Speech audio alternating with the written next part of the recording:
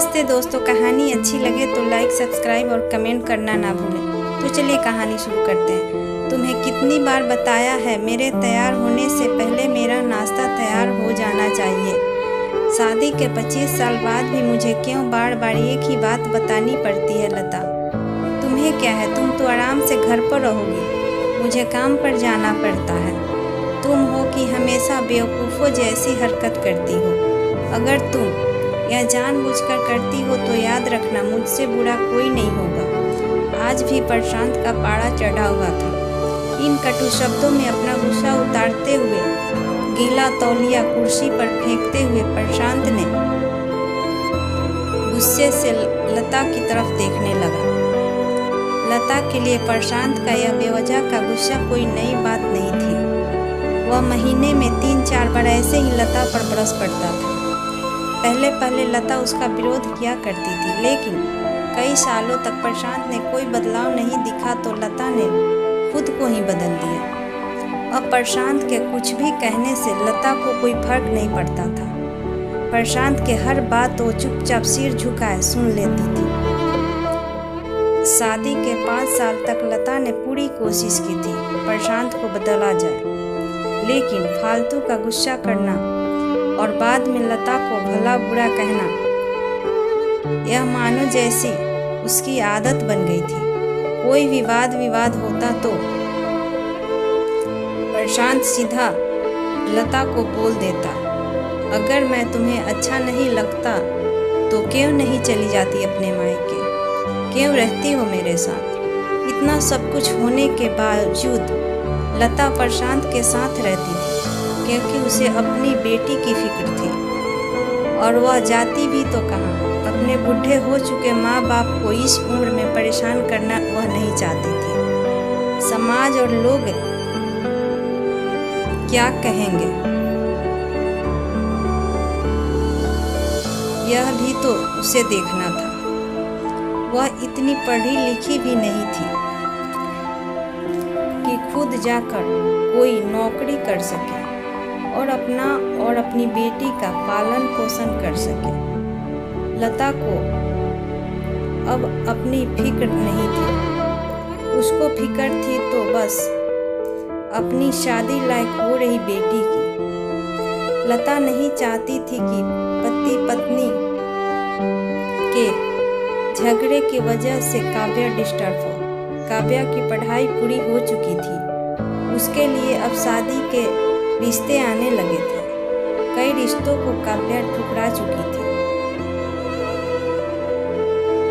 2-3 महीने बाद एक अच्छा रिश्ता आया। रिश्तेदारों और पहचान के लोगों ने भी लड़के के बहुत गुणगान किए थे। प्रशांत एक शाम अपनी बेटी के पास बैठकर उसे बताने लगा, काव्या बहुत अच्छा लड़का है, पढ़ा लिखा है, बड़ा घर है, बहुत अच्छी नौकरी है। एक ऐसे रिश्ते बार बार नहीं आते, इस बार मत मना करना। काव्या अपने पिता से ज़्यादा बात नहीं करती थी, शायद डरती थी या शायद नफरत करती थी, लेकिन आज वह अपनी पूरी हिम्मत इकट्ठा कर बोली, मुझे अभी शादी नहीं करना पापा, मैं नौकरी करना चाहती हूँ, खुद अपने पैरों पर खड़ा होना चाहती हूँ। हाँ, तो उसमें क्या बड़ी बात है? मैंने लड़के से बात की है, वह तुम्हें किसी बात के लिए नहीं रोकेगा। तुम शादी के बाद भी नौकरी कर सकती हो, वह तुम्हें नौकरी के लिए परमिशन दे देगा। प्रशांत बोला, मेरा नौकरी करना या ना करना उसकी परमिशन पर डिपेंड क्यों रहेगा पापा? काव्या ने पूछा, मैं कह रहा हूँ ना, तुम किसी भी चीज़ की कमी नहीं होगी वहाँ। ऐसे रिश्ते बार बार नहीं आते, इसे ठुकराओ मत, बहुत खुश रहोगी तुम वहाँ। प्रशांत बोला, पापा क्या मैं उतनी ही खुश रहूँगी जितनी कि इस घर में मम्मी खुश है? काव्या ने तंज कसते हुए कहा, आज तुम्हारी जबान कुछ ज़्यादा ही चल रही है। प्रशांत गुस्से से आंखें बड़ी करते हुए बोला, पापा मुझे शादी ही नहीं करनी है, क्योंकि शादी के बाद अगर वह लड़का आपके जैसा निकला तो मैं क्या करूँगी। मुझे आपके जैसा जीवन साथी नहीं चाहिए जो बिन बात के मुझ पर हमेशा चिल्लाए। मुझे कुछ भी अपनी पसंद का लेना हो तो 10 बार सोचना पड़े कि कहीं वह नाराज ना हो जाए। दोस्तों, हमारे समाज में औरतों को भले ही देवी का दर्जा दिया जाता है, लेकिन वह स्वतंत्रता नहीं दी जाती जो उन्हें देनी चाहिए। उन्हें बचपन से बताया जाता है कि वह पराया धन है। स्कूल से आने में देर हो जाए तो पिटाई मिलती है। मोबाइल पर बातें करते हुए दिख जाए या खिड़की से झांकते हुए दिख जाए तो शक किया जाता है।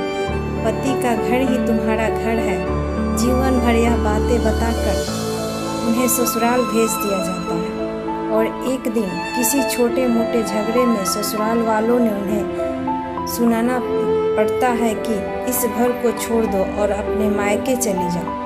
अब आप ही बताओ दोस्तों, ऐसी स्त्रियों का सच्चा घर कौन सा है? आखिर वह किस घर को अपना घर कहे?